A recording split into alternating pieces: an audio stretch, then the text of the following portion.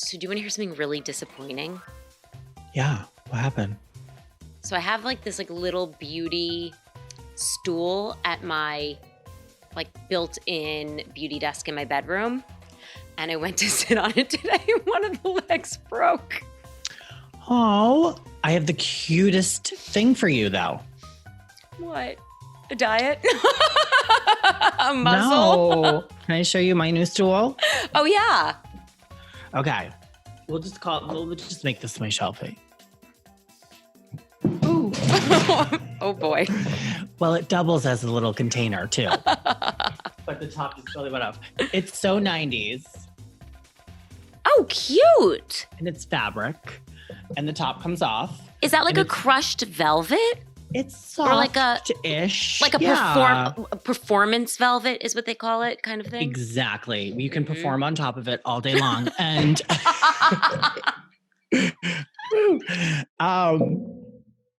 it absolutely is from the new line from Amazon. Jonathan Adler came out with this instant apartment chic living, prime at your door in 2 days. Thanks so much, John. I'm going to look it up for us right now. Hang a second.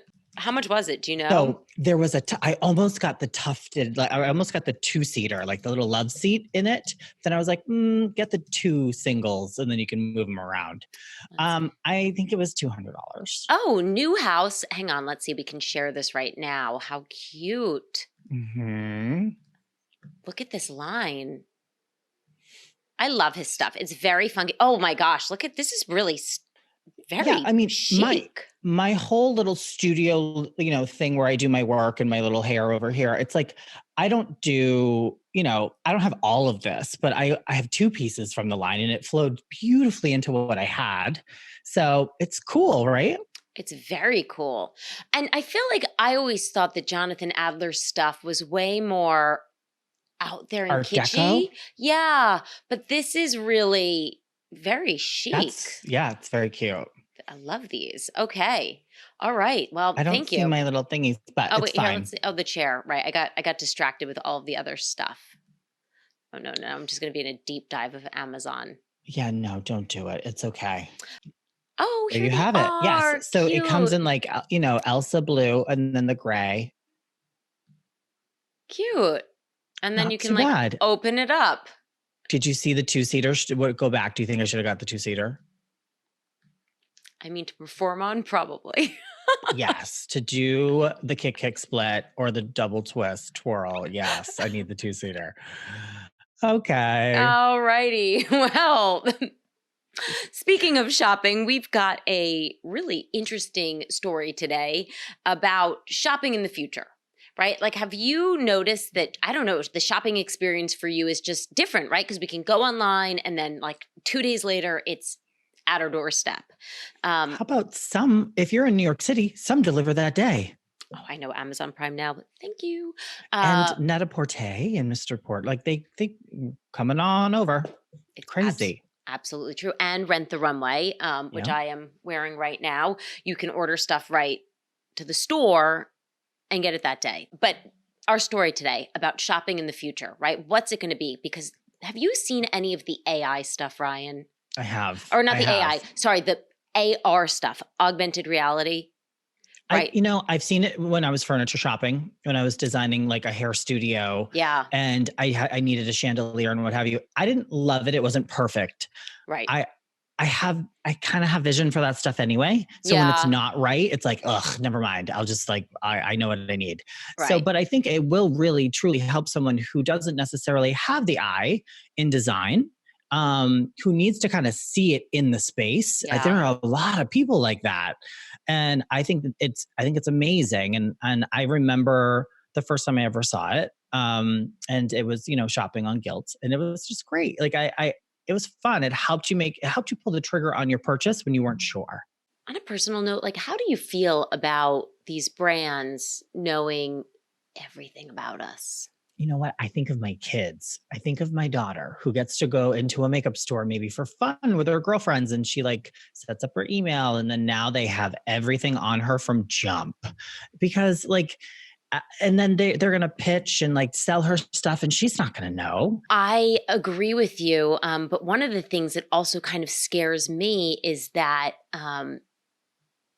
sometimes this stuff works, right? Where Yes. it's like, Yeah. I didn't want to spend $100 on this little fashion top that came across, but now that I'm thinking about it, I really need it. And we do know that our phones are listening to us. They actually know that now, and they'll pick up on keywords. So if I'm like, I need a new bikini because we're going to Fiji, that will pop up. And it's getting scary because, it used to just be like, I don't want that fedora is not fedorable.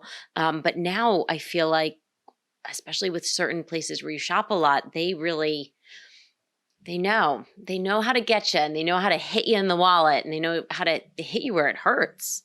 Because, over the river and through the woods, they have to drive sales somehow, some way.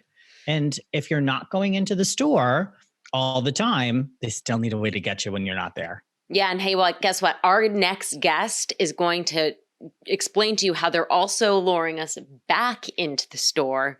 We've got retail strategist Melissa Gonzalez, who's going to tell us what the future of shopping is really going to be like. So when you think of how malls were curated when we were younger, I mean, you went to Sabaros maybe to get some pizza. You hung out all day. That was how you saw your boyfriend or girlfriend, because you probably shouldn't have had one. But it was just different, and it was a really focus on a retail experience first and foremost as far as the curation. But now it's like, how do we create these multi-use environments? And it's leaning into F&B a lot more. It's leaning into experiential. They're looking at more of the Museum of Ice Cream kind of activations to be at the property. And you're seeing a mix of office even coming into malls now. So Right. it's really interesting how it's really becoming these multi-use destinations, all to help drive foot traffic. And now I want to talk about, some of the use of AR, right? Because I first noticed it on the Sephora app, where you can actually try on colors. I mean, how are we going to actually be buying beauty products in the future? The beauty industry is probably the most intuitive use for AR. I would say that in furniture.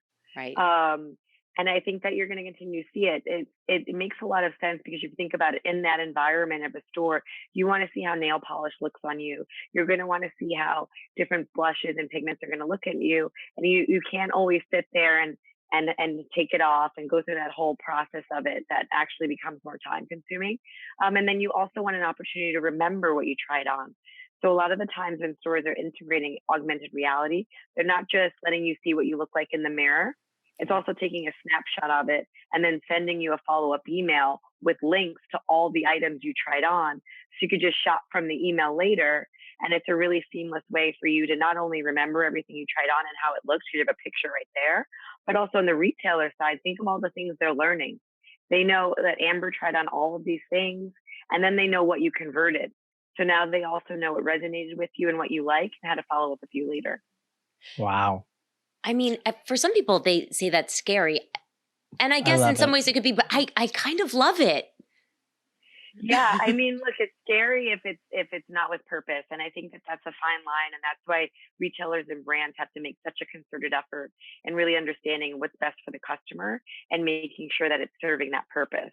Because if it creates those aha moments of like, wow, you made my life better right now, then you're going to be more open to that exchange because it's beneficial for you.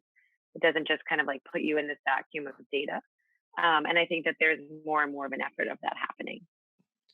I remember the first time I ever experienced that. Do you remember, oh, it's been so long. I think they've been purchased. Guilt Group, right? Hmm. It was like the best online deals ever. And they always had sunglasses, and that was the first time you could take your picture or like use your phone, Yeah. and then you could try them on the app. Yeah. And it was the coolest thing. And it actually worked, because I wound up buying way too many pairs that summer. They did a good job of targeting, right? And that was the thing. And what you're going to see more and more in 2020 is this push for personalization. And I think, Mm. you know, it's still so new what to do with data. And so what brands and retailers do today is they kind of create buckets and personas, and they kind of group you. So if they see patterns and trends, they say, okay, you're this persona, you're that persona, you're that persona. But now what they're getting to do more and more with the kind of technologies we're talking about it, but it's even more direct now. Okay, this is what Amber likes, and this is how we need to cater to her. This is what she bought last time. This is what she's been looking at. These are the occasions in her life. This is how we're going to best deliver what she needs before she even knows she needs it. I mean, I do love the convenience of shopping today. It's much different. I'm a huge fan of Rent the Runway, actually. Getting one more use out of this Yes, outfit me before I got too. to send it back. And I just got an email from them that now they will ship directly. They're partnering with one of the hotels. I think it's the W Hotel Mhm. brand, and they The will W. ship stuff right to your room. The W will unpack it, steam it, have it hanging in your closet, ready to go for avid travelers. I mean, are we gonna? Number one, that's incredible, and number Mhm. two, is that something that we're going to be seeing more and more of? Is really brands going that extra mile? Absolutely. The service layer is so important, and that's really what it's adding into. There's so much noise and clutter online now, right? It's anybody can open a website, anybody can utilize socials.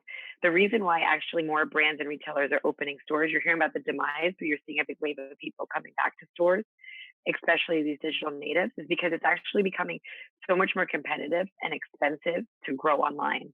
Once a brand gets to like 10 million in sales, actually the cost of acquisition online is becoming so high. And so now brands and retailers are having to lean into other areas that they can create stickier relationships so that you think of these brands as more than somebody who's selling you a product. It's a greater value proposition. They're selling you a service. They're enhancing your life, right? They're becoming like a partner for you. And so by investing in these things like partnering with hotels, um, having a service layer. You go to the average beauty store now, and there's salespeople on the floor, but most of them are also licensed makeup artists, right? If you go into a store, they're not just for fashion, it's not just salespeople, they're stylists, right? So it's really all about, okay, how do we create a human connection? How do you feel it's going to be different for men and women? I mean, men i- in general, they don't want to shop. They don't want to go to stores. Mhm. This is actually geared specific. This is like so amazing for men. They don't have to go anywhere. And with all this new layers of service, the technology is going to do everything for them. Do you think sales for men are going to like skyrocket? I mean, men have been the menswear line. I mean, it's been a growing area. You've seen a lot of strength and men as a whole. I think men have become more open minded to patterns and style and kind of coming out of their comfort zone. But yeah, it's really, if you understand how men shop versus women shop, the reason why Bonobos and other models like that showrooming model has done so well is because when a man on average finds his fit, the response is like, how many colors does it come in? Right. Right. So the problem we're solving so different. For women, it's like, okay, what's the new trend? I can't have two of the same in my closet. I have to worry about my photo. And like, we just have a different, what motivates us is a little bit different. But for men, it's like, yeah, it's like, it's finding that perfect fit. And it's also getting you out of your comfort zone a little bit. We did pop up stores for a menswear brand called J. Hilburn, and it is a made to measure. So they kind of already were solving for that. But what they learned when they opened stores was the average order value of clients were going from $350 online to $850 in store because they were getting that encouragement of, I feel more comfortable with patterns I can mix and match with my button down shirt and my tie and how Right. to pair outfits together. And so Right. they were solving that problem too. And the store was staffed with all stylists. So I do think there's a big opportunity for men. I do want to, you're speaking about the custom. So, my husband is a huge fan of M. Taylor, and that felt very futuristic. So, M. Taylor is another made to measure at a very affordable price point. But it was really cool. In order to measure you, you use your phone, and the phone takes pictures of you. And we were both saying the first time he did it, this can't be accurate. He's actually gotten jeans from them. He ordered a suit, which was really beautiful, but it was a very cool way to shop. He didn't have to go in and feel like he had to stand in his underwear. He could do it in the privacy. He did have to stand in his underwear, but in the privacy of his own home, and sort of using this computer technology was able to, have these custom shirts designed for him. Are there any other cool things like that that you sort of being on the cutting edge of all of this are seeing? Absolutely. We actually just helped a technology company open their first brick and mortar experience in Texas. And it's a company called FitMatch. And they're seeing very positive responses. So basically, you go into a dressing room and it scans your body, and it creates an avatar of you. And then you can then use that avatar to shop brands online, and it will help you find your perfect fit for those brands. So if you think about one of the humps of shopping online versus in a physical space, it's fit. And so now it can tell you, and they're slowly signing on more and more brands. But Wow. people are like Oh. amazed with how this is helping them and finding exactly the perfect fit for them. I feel like that would be good too, because I think sometimes it's hard. You know, Ryan, you and I have both been lucky enough to work with professional stylists. And I don't know about you, Ryan, but for me, I know that a stylist that I've worked with in the past have brought shapes to me, have brought silhouettes that I thought for sure I couldn't wear and that wouldn't be flattering. And I was really pleasantly surprised to find out that they were. So I wonder if this kind of a service where you can actually see, oh, maybe an A line does work for me. Or, oh, maybe, I don't know, boot cut jeans are the way to go. If that will help people, by seeing themselves. For sure. I think, it's going to be all about that data, and their algorithms are going to get smarter and smarter too. And they're going to be able to make these suggestions. I think it's going to be a great resource for both the consumer and for the brands. They're going to understand so much too about fit, because a lot of the times brands use these traditional fit models, and they also are creating these buckets. And I think it's Mhm. going to allow them to learn more and more of the diversity of the body types of the people that are shopping them. You also mentioned before personalization. What exactly did you mean by that? It's not like putting your name on something, right? Or maybe it is. Right. Well, I equate it to, remember back in the day when you used to shop, it was your neighborhood store and they knew who you were and they knew your Mm, name. They knew what parties you're going to. They knew what you shopped for. They really understood you on an individual basis. And so it's really having this channel now for brands and retailers to cater to you as an individual, not as a persona, right. right? And so really understanding the differences and the nuances of what you need, and then be able to service that. And so it's going to take a while for it to get there. I think that there are brands outside of the um, apparel and beauty categories that you kind of see it like on a kind of simpler level, like Starbucks. They know that I have a latte every morning. They know when my birthday is. Yeah. They know, right? They probably can determine. They probably already know what time every morning I'm going to order my latte if they wanted to get that proactive, right? Yeah. Yeah. Um, they might know when you need your 2 o'clock drink. Like it's getting to that level when it comes to service, that these brands and retailers are trying to lean into more and more. And that's where you're creating the emotional connection, right? And that's where you create the stickiness. When you have an emotional connection to a brand, it's much more powerful than, oh, they have a cool shirt I want to buy today. And Sure. that's where a lot of them need to get to. And that's what they're working to get towards. Have you been able to check out the CoverGirl store in Times Square? We did. We actually consulted on it. Wow. What Yeah. is going on here? I haven't been yet, but look over here. This looks like she's in a space pod. Yeah, she gets to make her own video. Okay, it's a video booth. Got it. Yeah, but there is augmented reality. There is AR mirrors there. So as you actually stand in front of, for example, lipstick counter, all you have to do is pick up the lipstick, and it will put it on your lips in the mirror.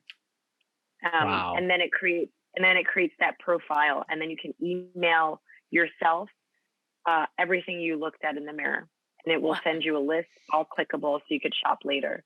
So that's all with RFID and this lift and learn technology.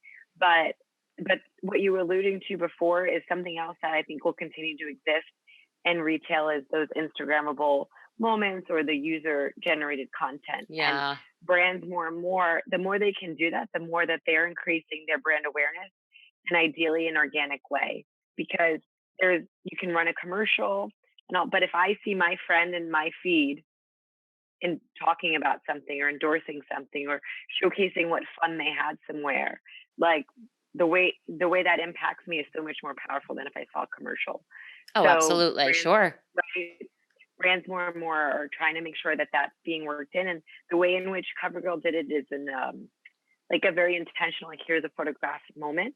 But what you're seeing for 2020 is really brands are saying, okay, how do we make this entire experience an Instagrammable moment, right? Let's think holistically about the design and the experience and those little speed bumps and those aha moments. It doesn't always have to be the perfect flower wall behind you that makes it Instagrammable. It might just be like, oh, wow, I just learned something. And I want to share that with somebody else. And then have you tried any of these virtual AR things? And can you comment on how, because I'll be honest, I've done it at Sephora just, to mess around, but I don't know that how accurate do you think it is? Let me go there. Yeah, I think they're getting more accurate. They're definitely getting more accurate. Okay. I think that you're seeing improvements over time because there's so much to account for. They're creating the pigment, but then it's like, how does that pigment look on your skin color? Right. And when it comes to the beauty industry, there's definitely a more concerted effort of that thought process of inclusivity. Right. So they're looking at a wider and wider spectrum of range for skin color, so that they can more accurately display that. So are we 100% there? No, but I think that they're making a lot of progress in that area. And lighting matters too. Like there's so many things, right? Like we know. Oh yes, we know. Trust me, we know that. I want to wrap this up by asking you, is there anything that you are really excited about that you've seen that you're like, this is so cute, cool. I'm living in the future. Personalization is going to come forward. And I think it's going to be a tricky line between it being creepy and it being something positive. So there's facial recognition now, right? You can walk in and it could be like, hi, good morning, and like literally you cross I bring up Starbucks because I think it's like an intuitive example, but so I don't do the order ahead app. I just cross into the store and it recognizes Melissa arrived and it starts making a latte, right? So we don't have to opt into this. It's not that they can just grab our information without our permission. But I'm really interested to see how things are going to become more and more on that human level. And I think that you're seeing it across the board, not just with D2C companies, mass retailers and brands. Like if you've gone to the Chanel Atelier yet in Soho, because if you haven't, you need to. I've been there, but you know what? Not just recently, because every time I go in there, I'm like, must buy something. To think about that experience versus shopping them at a counter at a department store. Yeah. Right? It's this beautiful space, but so approachable. I found all of the staff there to be so friendly. It's staffed by experts. You have this perfume speakeasy to go into. There's a locker when you first arrive, so you could put your stuff down. And it's really about that high touch service. And I think that's what we're going to see more and more. We're so busy.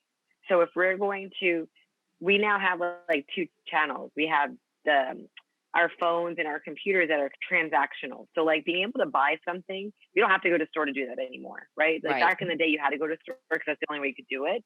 So I'm excited about how the store experience is going to keep evolving to be something high touch, to feel special, to be something that serves a greater purpose for me, whether it's building community and relationships or getting that high touch, like personalized one-on-one service. Awesome. I'm so psyched to be living in the future. I say it all the time. Melissa, thank you so much for being with us today. If people want to find you, if they want to be reading these awesome articles that you are sharing, where's the best place to go? Sure. I'm on LinkedIn and on Twitter. So you can find me, Melissa Gonzalez, on LinkedIn, Mel's Styles on Twitter. And if you go to our website, lionesgroup.com, the letter will always get to me. So any of those means would be great. Oh, awesome. And of course, you guys can always find us on Facebook and Instagram at Art Beauty Podcast. And if you have any questions you want us to pass along to Melissa, you can write to us at hello@artbeautypodcast.com. And check us out on our new platform, YouTube, at youtube.com/Art Beauty Podcast. And we will see you next Tuesday. Bye.